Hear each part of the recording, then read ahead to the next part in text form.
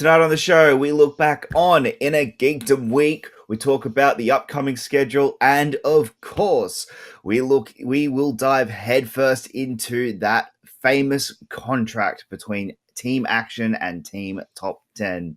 All right, let's go.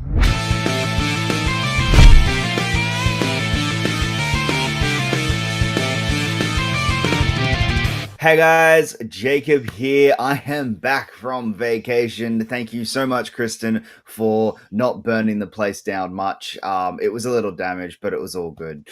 It's all good. All right, guys, we have a massive show for you today. We're going to dive headfirst into both Innergeekdom matches before talking about the upcoming schedule, and of course, we will absolutely dive into that contract between Team Action and Team Top 10. But before we get to that, I am joined by my wonderful panel. Kristen Smith, how are you today? Great. My team lost really badly, but I knew they would because Michigan sucks. So I'm doing fine. And Chris Clark, our engineer, how are you doing today? This is going to be a great summit today. We've got two solid matches this week. This is going to be fun. Let's rock this sucker. So this week we had this week we started off with the final qualifier between Jason Inman and Emma 5. The winner got to play in Friday's Fatal 4-Way. So let's go over to Dale the Dude with a recap of this week's Innergeekdom. What's going on, everybody? This is Dale the Dude Gibbs coming at you with another edition of Schmoedown Dude Talk. The Innergeekdom qualifier match. That was the name of the game today, dude. Now listen, y'all, I don't normally get into the Innergeekdom matches. My knowledge in some of the areas just isn't there. To be honest with you, I don't even want to think about the backlash I'm going to get for this, but I sort of have never seen Lord of the Rings. I know, I'm sorry, I missed it. I've never seen Lord of the Rings, and I've also kind of never seen Harry Potter. Sorry, Emma 5, I know, I'm talking to you right now, Emma, I'm sorry, I've never seen Harry Potter. Or Lord of the Rings, I don't know, dude. As soon as movies start to get into realms, magical realms, we have to go to the realm of the magic, I'm out. It loses me, dude. But hey, someone invite the dude over, we'll do a marathon, I'll get them all watched, alright, dude? You bring popcorn. Now, I enjoyed the hell out of this match, though, all that being said. I mean, you got Jason Inman going up against the lovely Emma 5. Always nice to see Emma 5 out of the interviewing ring and in the Schmoedown ring, dude. Now, this match was close coming out of round one, dude, within 2 points, but that damn wheel round, dude, that wheel, it is the decider of fates, I will tell you what. Now, spinning Star Wars, M5, that is kind of an easy category for some people, but just the luck of the draw was not in her favor, dude, going to multiple choice, most of the questions. Now listen, Emma, I mean, some of those questions were softball, dude, but I mean, that being said, I'm sure when you go back and watch this match, if you do, you're going to see a lot of them questions. You're going to be like, oh, I knew that. But listen, y'all, in the heat of the moment, under the lights, anything can happen in the Schmoedown, dude. Jason Inman, on the other hand, lots of luck today, lots of good movie trivia knowledge. His luck didn't suit him that well in the Movie Trivia Schmoedown singles tournament, but he turned up in good fashion today, dude, and knocked the hell out of this match. Congratulations, Jason Inman. You're the dude, and Mr. Inman, full speed ahead. That's a Star Trek thing, right? Full speed ahead? I don't know. We got a lot of good matches coming up for the Innergeekdom dudes, and until next time, I'm Dale the Dude. Thanks, Dale. Guys, Tuesday's match, Jason Inman versus Emma 5. Chris, I'm going to start with you. What were your thoughts? How did it go? Were you expecting this type of outcome? I mean, I think that Emma just really didn't have her best game. I know she's got a lot more knowledge than she showed. And like she said, some of those Star Wars questions, they're getting to the bottom of the barrel on some of these. A lot of the easier ones have definitely already been used, and so now they're getting into really specific things.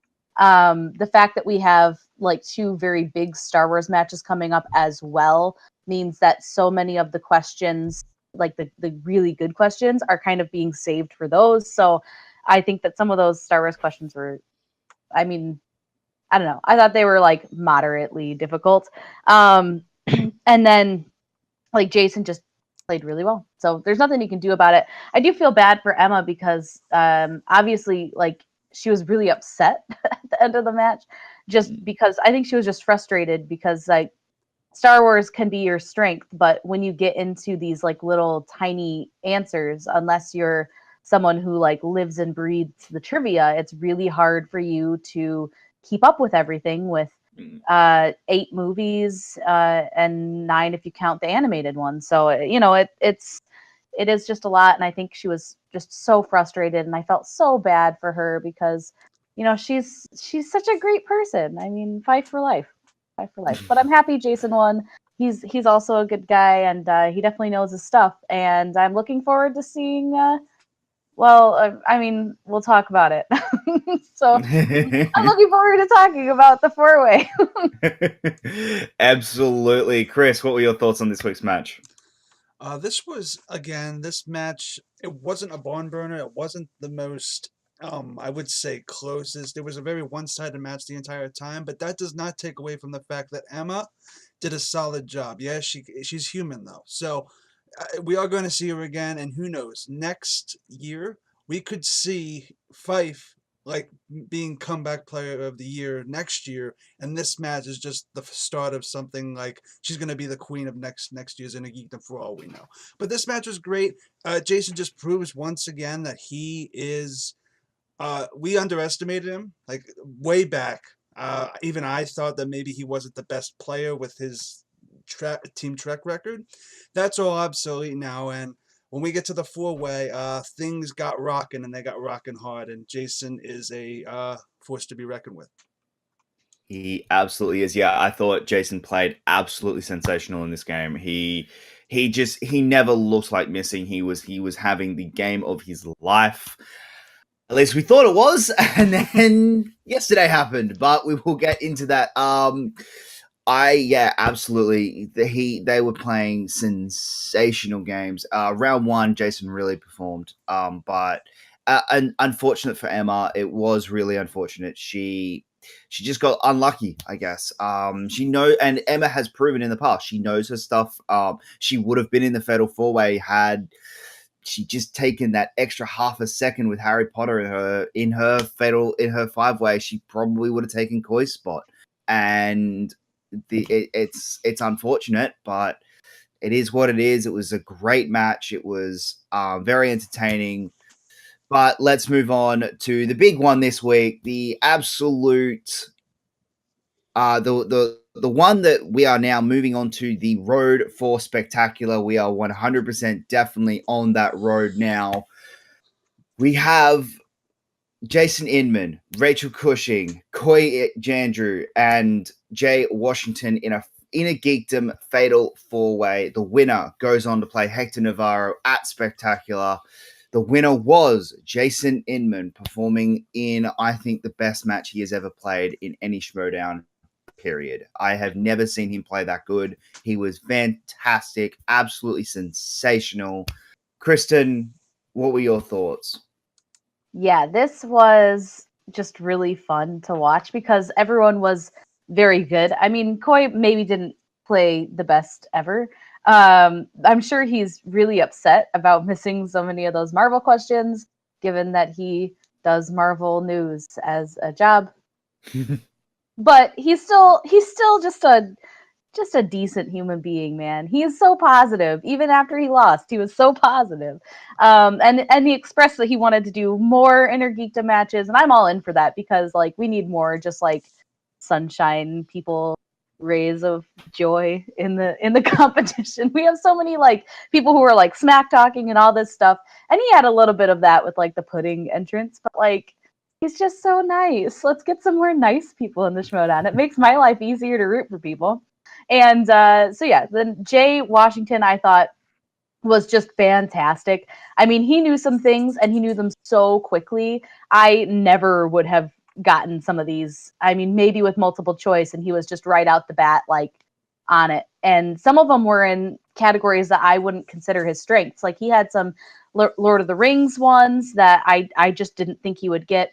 And I thought he was fantastic, and I'm hoping that this kind of shuts people up because I think he is someone who people doubt that he belongs in the trivia competition at all. because of when he was playing in regular singles, he didn't have great games. But now that he's in Innergeekdom, like this is his wheelhouse. This is where he can shine. And so I hope that he continues to play in here and we get to see him win a couple matches. Obviously, Rachel Cushing is Rachel Cushing. She's just the best. And man, I still don't know how she lost. There were a couple questions in round 1 that I think she should have gotten, and I think she knew that. And really, it all boils down to the fact that she just missed some in first round, and it sucks. But at the same time, that's how the game goes. And I wish it was her moving on because I always wish Rachel would win everything. But it is Jason Inman, and you know what? He was ridiculous in this match. I mean, a perfect round 1. And a really good round 2, maybe not the best round 2, but he still did pretty well. And then his round 3 was great. So, I mean, he definitely deserves to win. I'm excited to see him moving on to the final against Hector Navarro. We'll see who wins because this is very much like Marvel versus DC at this point. So that'll be pretty interesting to watch that. And maybe like they'll tailor their entrances to be like Marvel versus DC. I think that. Although Jason hinted at his entrance, he said he was going to do it if he ever made it to. I don't know what it's going to be, but it would be pretty cool if it was comic book. Possibly. No, I think Jason's the first one to ever do it. He's the first one to get a perfect round in a Geekdom. No one has ever done it before. That is a huge deal, especially considering there are 2 extra questions in Geekdom than there are in regular season. So that is huge. I think people kind of underplayed that hey, he got 10 questions correct in round 1. Round 2 was a bit of an upset for him. I mean, look, he did really well with Star Trek, and then sadly that last question, I was really hoping Rachel would steal a point there, because then she would have gotten that extra bump, but it is what it is. Round 3, Jason, perfect round 3. So I don't see how you can get much better than that. Koi was very entertaining through the entire match. I thought Koi had a lot of personality and a lot of fun, and was just there to enjoy the show. Jay stepped up to a lot better than people were expecting. I know a lot of people were expecting him to go terrible. A lot of people were saying that Robert deserved to be there instead of Jay, but Jay stepped up. Jay proved why he deserved to be there. He proved that, look, Jay was never going to... None of us ever thought Jay was going to win this. The fact that he came close is a big deal. He's going up against 2 titans of this league, and the fact that he nearly beat them is a huge deal. Rachel broke my heart, that one. She played fantastic. Rachel, you played absolutely fantastic. You were awesome in it. It sucks that damn you, Catwoman. Fucking Sharon Stone. Because, yeah. So, if you actually think about it, she missed 4 questions. In this entire game, she missed 4 questions. And that's all she did. And that is huge in terms, that is an absolutely really, really incredible and impressive score.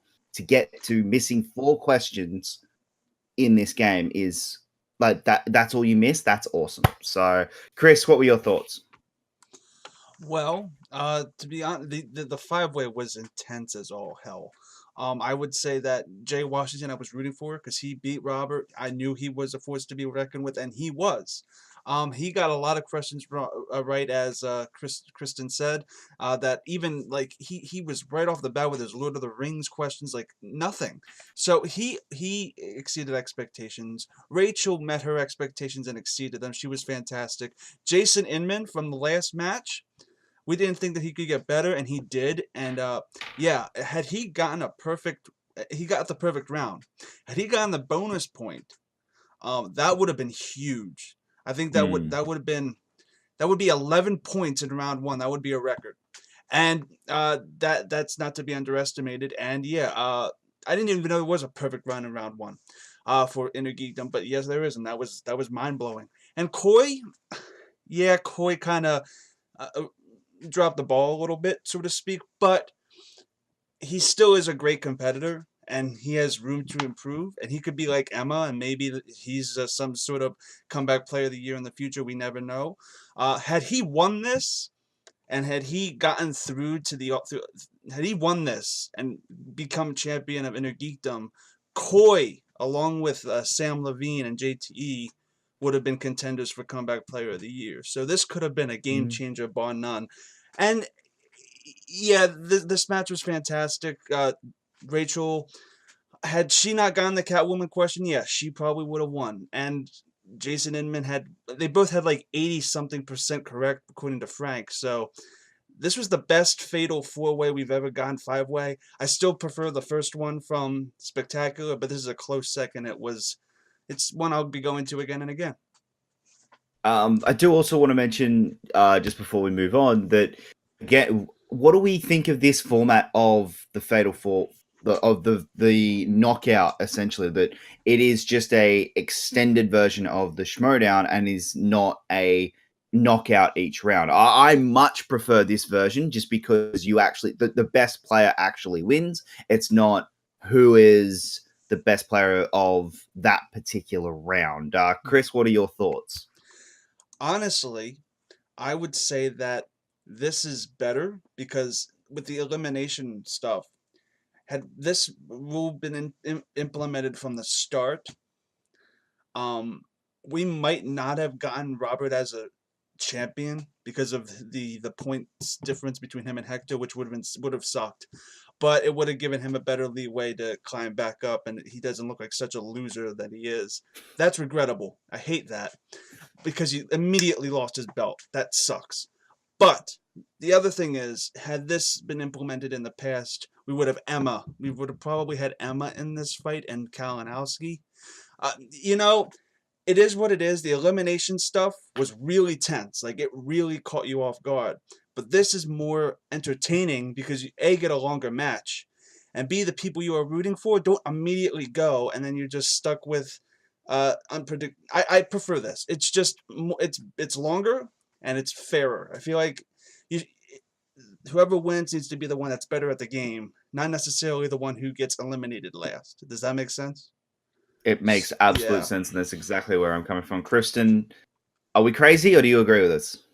No, so the main difference for me between these two is the old style, the elimination style, you had to play the game of it more than you had to just answer trivia.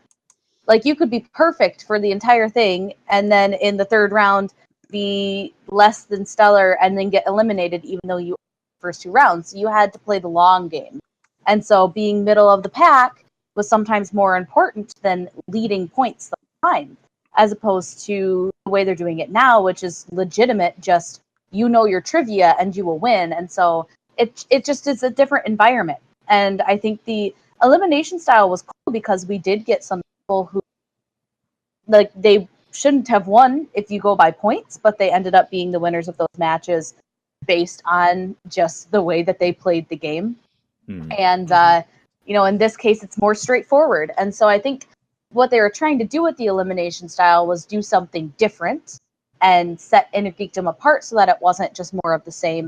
And I understand that, but I do prefer when the person who actually plays the best wins the match.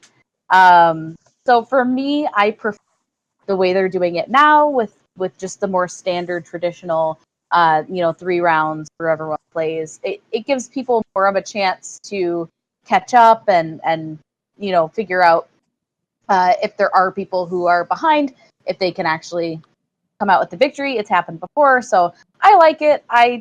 If they went back to the elimination style, I guess I wouldn't be too disappointed, but I'm kind of glad that they moved away from it because Rachel should have been the champion. Yes, she should have in that infamous one against Jeremy Johns. I know. She should have been the champion already. She would have won. She would have won that match. Easily. She would have known Jeremy Johns' final question. Easily. I do also, this also does bring up a very, we were discussing at the end of the reaction, where do you believe the Innergeekdom needs to have a bit more of a presence within the Schmoedown? At the moment, I mean, I know we've just gone through a very long 3 months of 2 massive tournaments. It was a lot of fun watching the 2 tournaments. Now we're starting to get back into regular season play. Do you think the Innergeekdom needs to have a little more of a, presence within Schmoedown on a more regular basis? Kristen? I mean, would I love to see more of it? Yes, and I would love to see more singles matches. I know that some of the reason that they were doing the bigger matches like the 4-ways and 5-ways was because they needed to build the roster a bit. They needed to get more people into the tournaments and into the Innergeekdom League itself. Well, now it's been a year, a full year? It's been a while since Spectacular is a full Innergeekdom. year.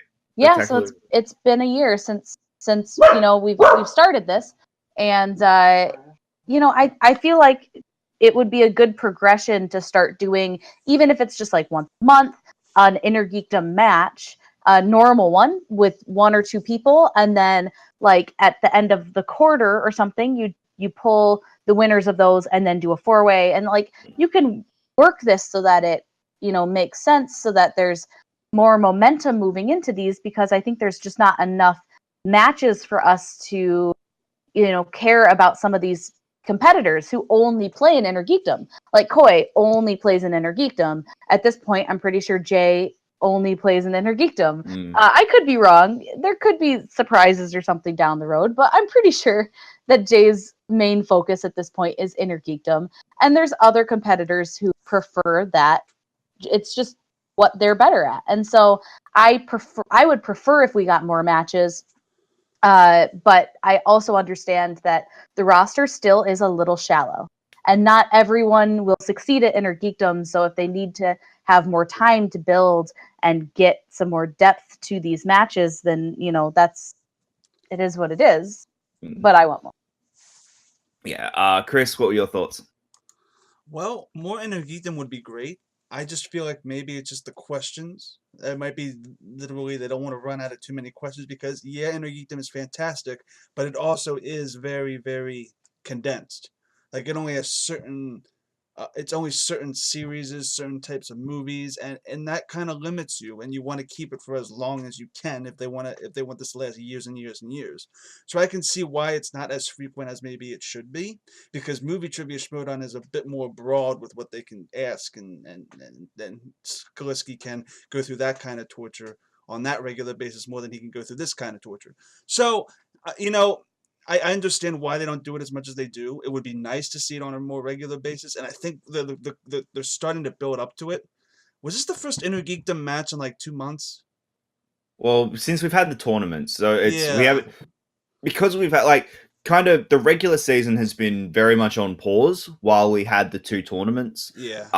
Now we're back into regular Yeah. season for the next month, building up to the spectacular, and then we're on break, and then we're back into regular season again. Yeah. So I would say that probably for next year after the spectacular, we will probably be seeing Innergeekdom more often. I think that's what they're building up to.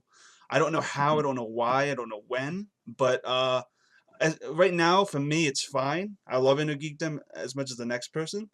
But yeah, if we get more of it, that would be great. Innergeekdom's solid. I feel like we should see it more. We should see it more. I agree with you guys, but in time will tell. Exactly. All right, guys. We are going to move on to the new schedule. The new commissioner, the interim commissioner. Learn how to speak, Jacob. That would be good. Hosting a show. The interim commissioner, Thad. He revealed what upcoming matches we have for the next 2 weeks. So, starting on November 28th, this Tuesday, we have Wildberries versus Only Stupid Answers. On Friday, December 1st, we have DC Movie News versus Top That, formerly known as IGN. On Tuesday, December 5th, we have Mark Bernardin makes his massive return to the Schmoedown versus Lon Harris. That's going to be a very, very good match. I think a lot of people are going to underestimate Lon. And of course, on December 8th, Friday, we return to the Star Wars League with the Star Wars Fatal 5-Way. Chris, what match what match of these four are you looking forward to the most? I would honestly say Lon Harris versus Mark Bernardin. Because you're looking at the Wildberries versus Only Stupid Answers. That's going to be entertaining. I don't know who's going to win because both kind of got pile drived by their opponents in their first team matches. But it is what it is. And one of them went against my favorite team in the actual Schmoedown. So, yeah. But, but Lon versus Mark Bernardin is going to be great because Lon is a great guy. If you ever watch Screen Junkies, he is a fantastic guy and a fantastic person. And if you see, I'm a big Batman fan. Mark Bernardin knows his stuff. Every match he's been in, he's gotten ridiculous amounts of things correct. He was in he was one of the standout players in the free for all when we last saw him. He is a great guy, great competitor, and the only reason we don't see him as often as we do is because of how busy he is with Fat Man on Batman and Kevin Smith. So the fact that we get him now hopefully means that we'll get him more in the future, and that can always be a great thing, and I can't wait to see how Lon does, because Lon seems like he knows his shit. I'm going to make a bit of a bold prediction right now. It's a bit of a bold one. Mark Bernardin versus Lon Harris will be the Andraco versus Bibiani of this year. It will be that big. It will be the one, and Lon Harris will walk out of that match with he will walk out as Bibiani did. He will come out of that match he will announce his presence like Bibiani did at the end of that match. And now, look, Chris, I know he's one of your favorite players, but Bibiani didn't live up to his hype this year. Hopefully next year he will, but this year he unfortunately didn't. And I really do believe, but Lon Harris, I think this year, this match could be his big match. Kristen, what are your thoughts on this schedule? I think the schedule looks interesting. I mean, there's just some good matches coming up. I think the Wildberries Only Stupid Answers match is going to be hilarious. I hope that the Wildberries do better than they did last time. DC Movie News versus IGN will be ridiculous, but the one I'm looking forward to the most is Star Wars. Star Wars. Sorry, what was it again? Just one more time, Star Wars. Obviously, I think that these matches are so much fun, and they bring out like an insane level of nerdiness that is always great to watch. Also, you've got 4 completely new people to the Schmoedown in one match, and obviously, like the person I want to win in the match as well. But you have these 4 people who've never been involved in the Schmoedown at all. They've all got their own unique backstories. They've all got their own unique followings. And so I think this could bring a lot to the culture of the Schmoedown, as well as just create a really extraordinary match. And I'm super excited for it. So excited. But Sam's going to win. I mean, Sam's going to win. He's got to win. If he doesn't win, there's something wrong. Yeah, maybe it's going to be it's going to be very interesting. Look, I don't know how the other 4 are going to perform. I think Sam will win. I don't know. I don't know. Sam was meant to have won the last Fatal 5-Way, and look what happened there. Ken was just that much better. All right, guys. That is the preview for next week and the week after that. But we have to talk about what was dropped at the start of yesterday's match. This was huge. So at Spectacular, there is now going to be top 10 versus team action. It will happen. If top 10 win, they will get a number 1 contenders spot. If team action win, they will get a title shot. The match will not have spinners or opponent's choice. And if team action win, top 10 must break up for 12 months. That is the stipulations in this contract. Both teams have signed it. Both teams have agreed. Wow. That is huge. Kristen, what are your thoughts? I don't like it. I don't like it.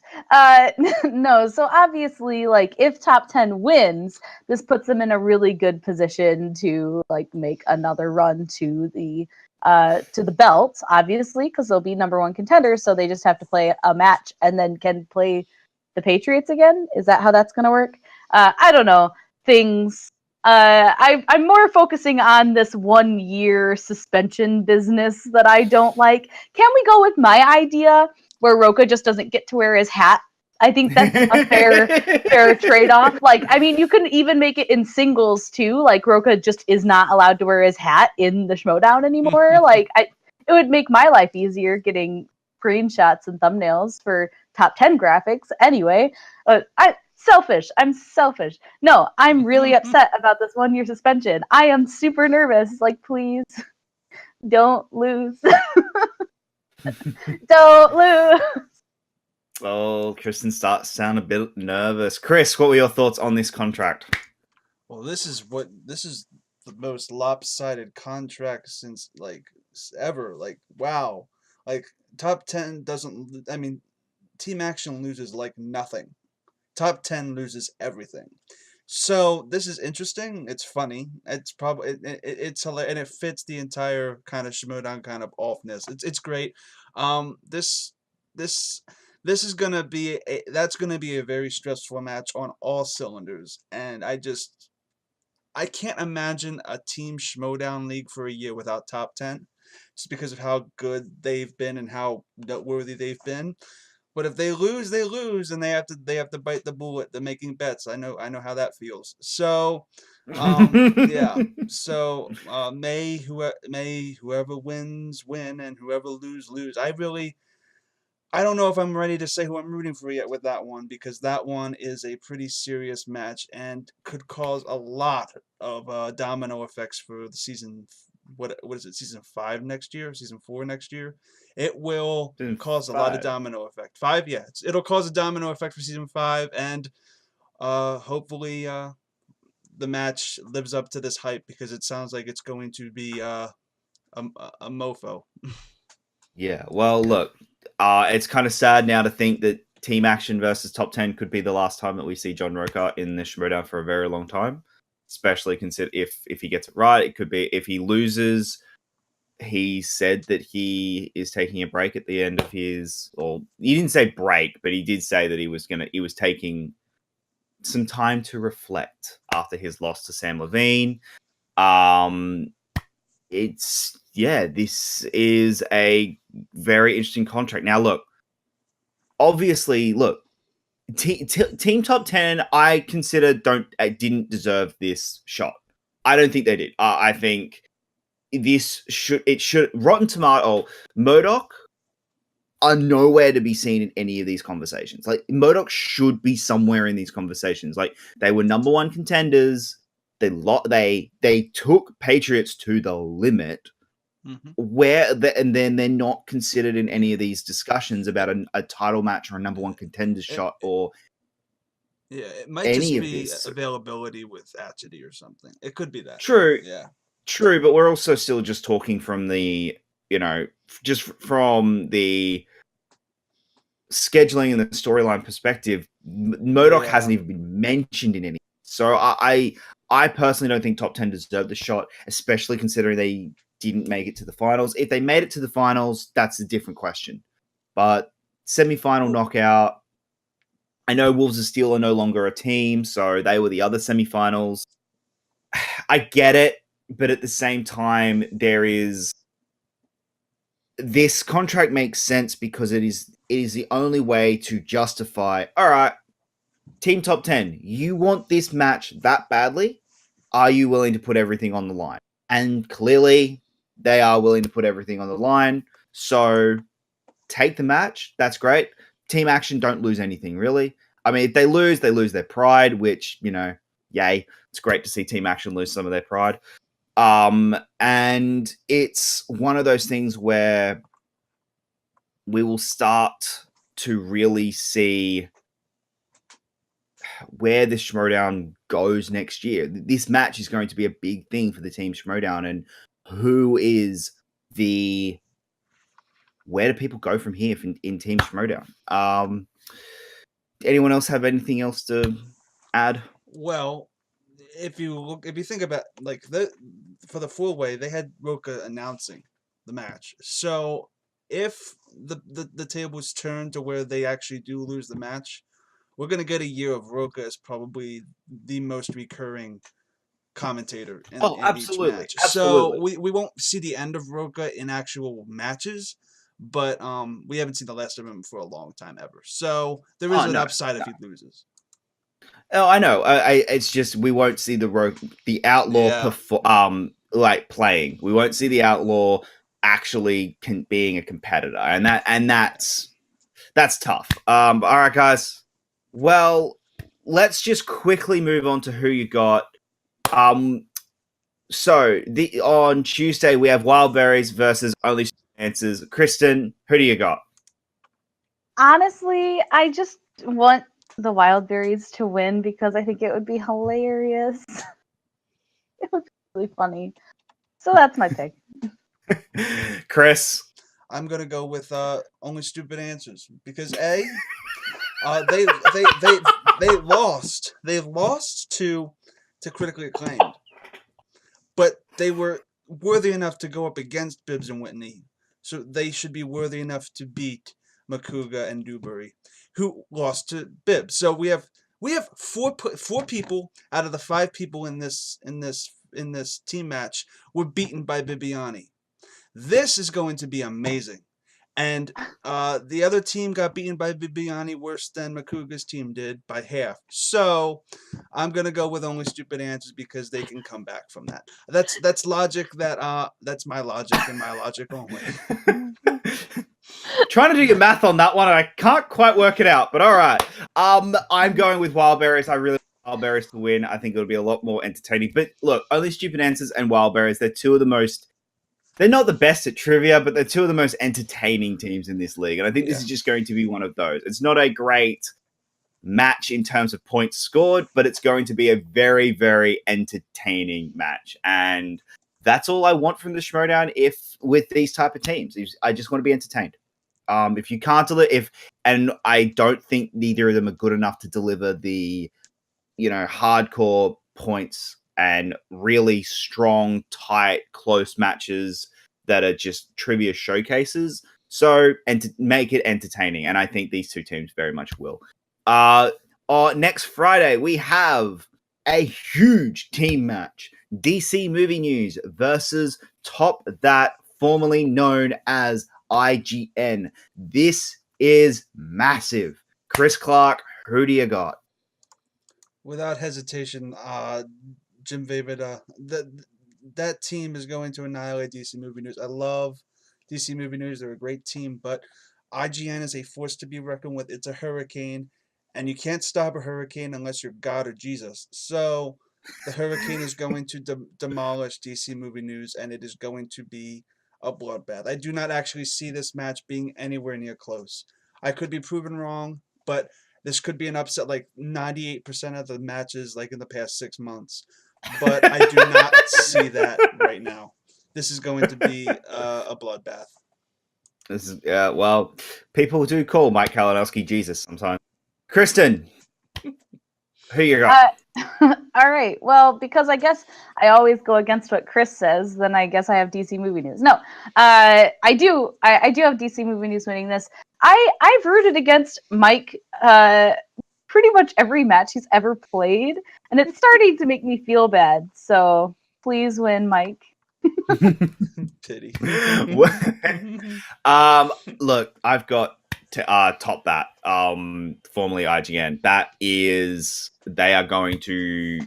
They are a force to be reckoned with. I think if they actually were in the tournament, it would have been a very, very different tournament, and they could have gone quite a bit further than they did.